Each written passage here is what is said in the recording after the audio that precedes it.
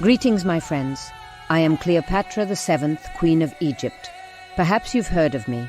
Historians call me the last pharaoh. But I prefer to think of myself as a ruler who fought fiercely for my people and my kingdom.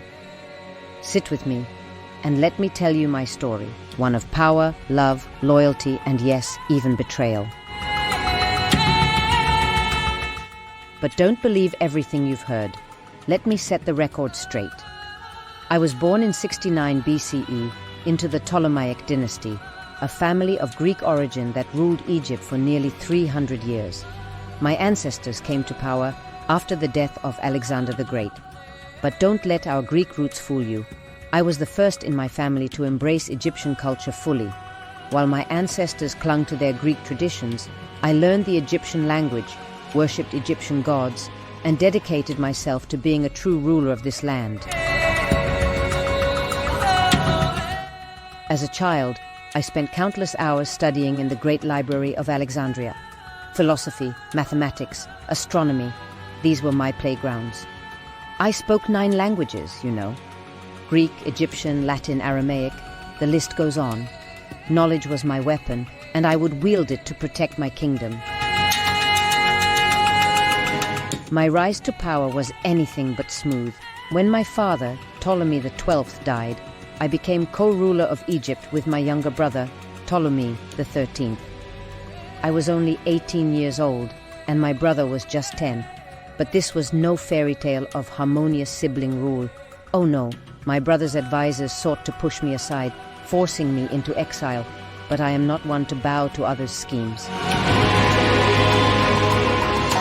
As while in exile, I began plotting my return. I knew Egypt could not survive without a strong leader, and I was determined to reclaim my throne. That's when Rome entered the picture.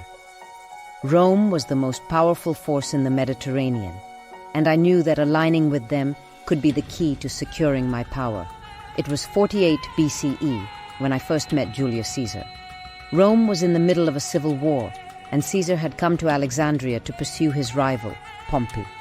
I saw an opportunity, not just to reclaim my throne, but to strengthen Egypt's position in the world. To meet Caesar, I had myself smuggled into his chambers, rolled up in a carpet.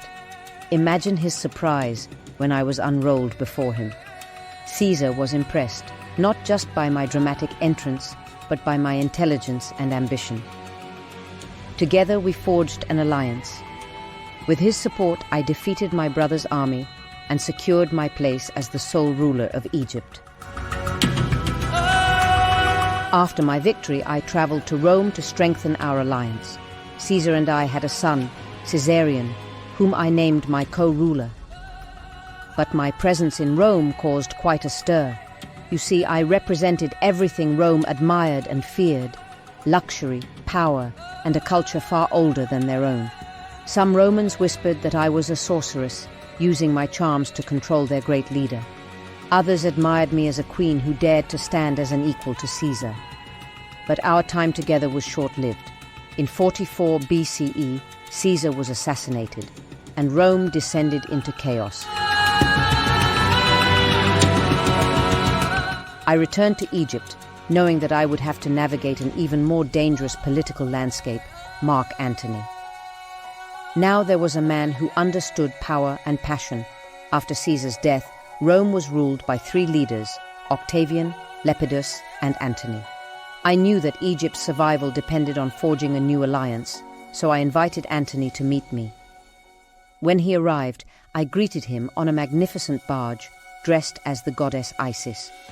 I wanted him to see me not just as a queen, but as a force of nature. Our alliance quickly became more than political. Together, we dreamed of creating an empire that would rival Rome itself. We had 3 children and ruled as partners, blending Egyptian and Roman traditions. But not everyone in Rome was pleased with our union. Octavian, Caesar's adopted heir, saw us as a threat. He declared war on us, framing it as a battle to liberate Rome from my supposed influence. The final confrontation came at the Battle of Actium in 31 BCE. Antony and I fought bravely, but Octavian's forces were too strong. We were forced to retreat to Egypt. Octavian pursued us to Alexandria, determined to capture me and parade me through Rome as a trophy, but I would not allow myself to be humiliated. Antony, believing I was already dead, took his own life. Devastated, I made my final decision. They say I died by the bite of an asp, a venomous snake. I'll leave it to you to decide. What matters is this: I chose my own fate. I refused to be a pawn in Rome's game. With my death, Egypt fell under Roman control, ending the Ptolemaic dynasty. My story is not one of defeat, but of resilience. I fought for my people and my kingdom until the very end. History may remember me as a queen of beauty and intrigue, but I was so much more. I was a scholar, a strategist, a mother, and a leader who dared to challenge the might of Rome. So tell me, my friends, how will you remember me? As a queen who failed, or as a ruler who refused to bow? The choice is yours.